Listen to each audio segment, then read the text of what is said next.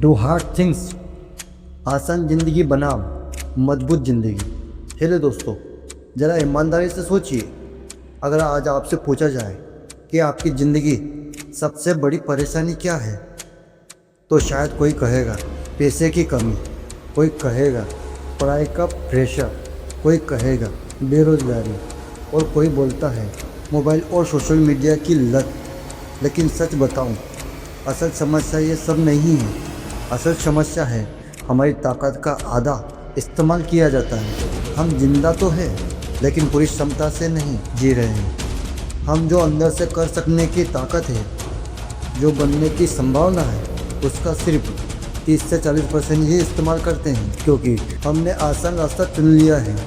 हम चाहते हैं जल्दी पैसा आए, जल्दी सफलता, बिना संघर्ष के आराम, बिना दर्द के रिजल्ट। लेकिन इतिहास गवाह है, जो रास्ता आसान होता है वो इंसान को कमज़ोर बना देता है, और जो रास्ता कठिन होता है वह इंसान को महान बना देता है। यही सच है।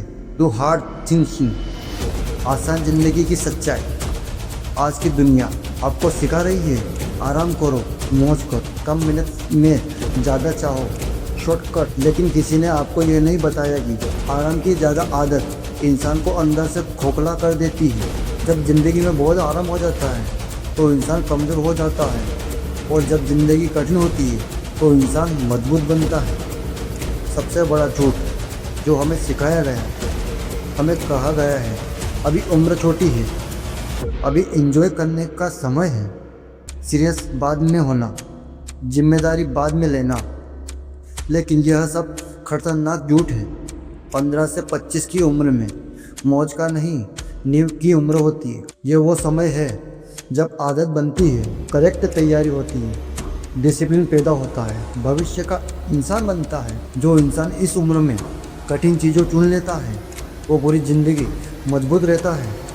हार्ड थिंकिंग क्या होता है, ध्यान से सुनो। हार्ड थिंकिंग हमेशा बड़े बड़े काम नहीं होते, अक्सर हार्ड थिंकिंग बहुत छोटे होते हैं। जैसे सुबह जल्दी उठना, रोज़ पढ़ना जब मन ना हो, मोबाइल से दूरी बनाना, एक्सरसाइज करना, समय पर काम करना, झूठ की जगह सच चुनना, भीड़ की जगह सही रास्ते चुनना। यह छोटी छोटी चीज़ें धीरे धीरे आपको बड़ा इंसान बना देती है। हार्ड थिंकिंग के 5 कैटेगरी होती है। वो काम जो आपको लगता है आप नहीं कर सकते, स्टेज पर बोलना, नई स्किल सीखना, लीडरशिप लेना। डर लगता है लेकिन यही से ग्रोथ शुरू होती है। वो काम जो आप कर सकते हैं लेकिन करना नहीं चाहते। डेली पढ़ाई, वर्कआउट, कैसे 30 ये काम डिसिप्लिन बनाते हैं, और डिसिप्लिन ही सक्सेस की चाबी है। वो काम जो सिर्फ आप ही कर सकते हैं, अपना कैरेक्टर बनाना, ईमानदारी, खुद का सम्मान, यह कोई नहीं कर सकता। वो काम जो दूसरों को कन्फ्यूज कर दे, गलत के खिलाफ खड़े होना, सच बोलना, किसी दूसरे को गलत रास्ते से रोकना, ये मुश्किल होता है लेकिन यही आपको लीडर बनाता है। वो काम जो लॉन्ग समय के लिए रिजल्ट होता है, करियर बनाता है, बिजनेस, स्किल मास्टरिंग, यहीं से लैंग्वेज बनती है। क्यों ज़्यादा लोग हार्ड थिंकिंग से भागते हैं? क्योंकि हार्ड थिंकिंग दर्द देता है, हार्ड थिंकिंग आराम छीन लेता है, हार्ड थिंकिंग डर पैदा करते हैं, और दिमाग हमेशा कहता है कल करेंगे, अभी मन नहीं है, थोड़ा आराम कर लो। लेकिन याद रखिए, दिमाग आराम चाहता है लेकिन ज़िंदगी रिजल्ट देती है। कंस्टिट्यूसिस का राज। शुरुआत में हर कोई जोश में होता है, 2 या 3 दिन मेहनत करता है, फिर मन कहता है छोड़ दे। यही से ज़्यादातर लोग हार जाते हैं। डिसिप्लिन का मतलब है मन हो या ना हो काम करना है। जिस दिन मन ना हो और फिर भी आप काम कर लो, वही दिन आपकी जीत होती है। हार्ड थिंकिंग की आदत कैसे डालें? छोटे गोल बनाओ, रोज़ 30 मिनट पढ़ो, 15 मिनट एक्सरसाइज करो, एक बुरी आदत छोड़ दो। धीरे धीरे दिमाग कंट्रोल हो जाएगा। फिर वो काम जो मुश्किल लगते हैं कल से आसान हो जाएंगे। असली बदलाव कहाँ से आता है? जब आप हार्ड थिंकिंग करते हो, कॉन्फिडेंस बढ़ाते हो, डर कम होता है, रिस्पेक्ट मिलती है, लोग आपको सीरियस लेते हैं, और सबसे बड़ी बात, आप खुद पर भरोसा करने लगते हो। Hard thinking of career.